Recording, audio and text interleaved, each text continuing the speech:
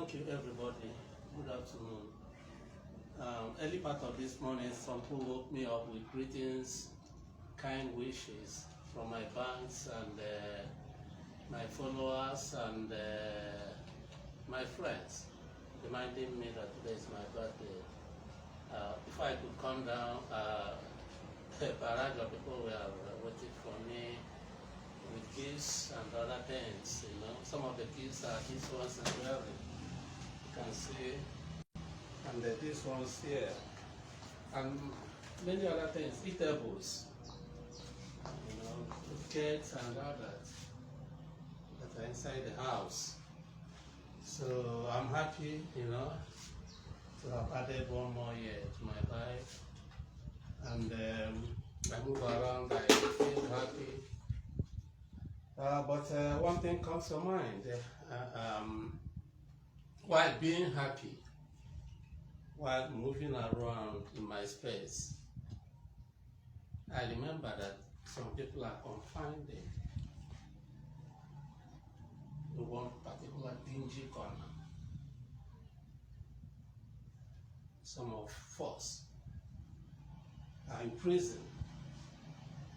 Moreover, the person of nnamdi kanu.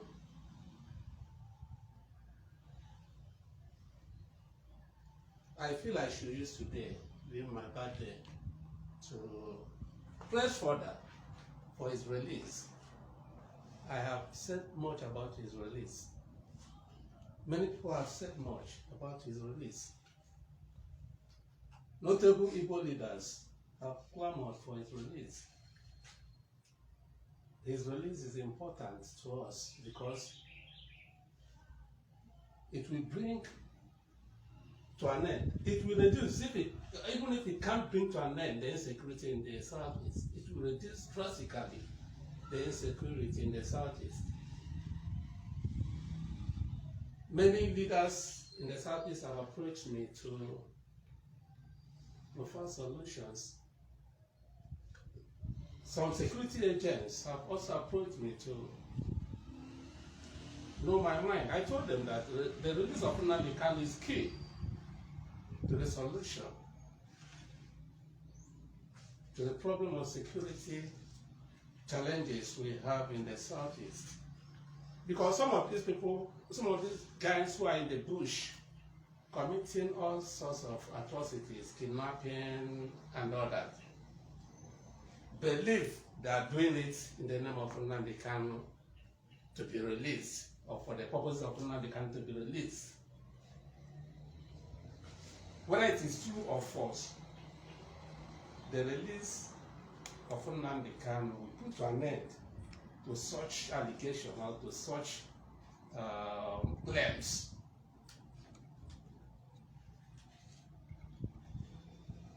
So, I'm happy. The other day I listened to the Vice President who said that they have decided of late to adopt the policy of stick and carrot approach in dealing with issues like this. I welcome the idea. That's the first time the government of Nigeria has said something meaningful in addressing the unrest occasioned by struggle for freedom in Nigeria. When I started the struggle in 1999, the authorities visited us with all manner of coercion, all manner of torture. They never considered carrot approach. Maybe they felt they could intimidate us, stop, or bring to an end the struggle. But the struggle escalated. I'm happy now that they are realizing their mistakes and want to introduce the carrot approach. I welcome the carrot approach, and I want them to start it with the release of nnamdi kanu in the next 5 days. The judiciary is an arm of government. So I expect the federal government to use the judiciary, the Supreme Court, to release nnamdi kanu on the 15th of this month. It is for the interest of the public. It is for the interest of the Southeast and Nigeria as a whole. Because if a larger percentage of the populace demand that a certain things should be done, it should be done for the interest of the populace. Being detained in prison or in custody, it's not for the well-being of our people. Because majority of our people are clamoring for his release. That is why I want to say once again that the federal government, please, we plead that you hearken to our demand this time around and release him, grant him unconditional release, because detaining him or keeping him further is not to our own interest. It's not to the interest of the people of the Southeast. And it's not to the interest of the people of Nigeria. Some people import me, bringing all manner of things. Nnamdi Kanu said against me in the past. I don't care. That's not relevant now. And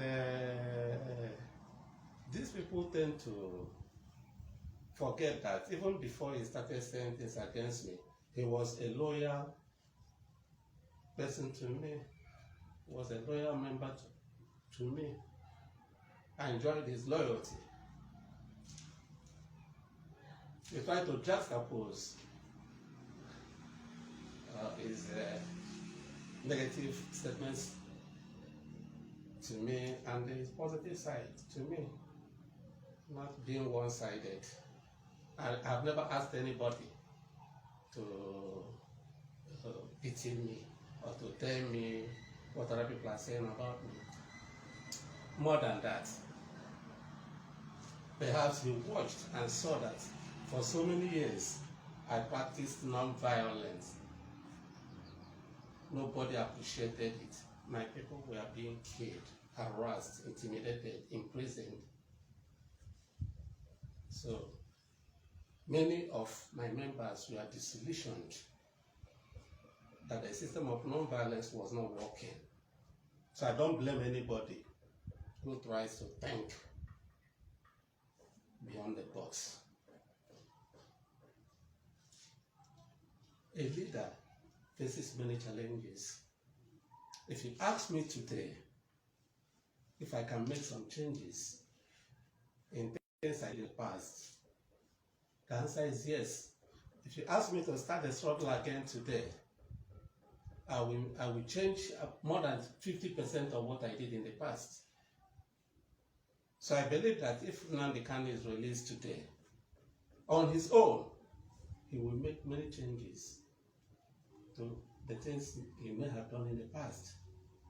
He may correct certain things he may have said in the past. We are all human beings. We are not God. That doesn't make mistakes. And most of the mistakes leaders make come from their followers. A leader does not do everything himself. Their followers push them to do that. Their followers do some of those things on behalf of the leaders. And the leader becomes the sacrificial lamb. So we must put into consideration all this when handling matters or when trying to tackle a situation. So I think the release of Nnamdi Kanu is very crucial to us now at this material time. That's why I want to do this video on his behalf. Thank you very much.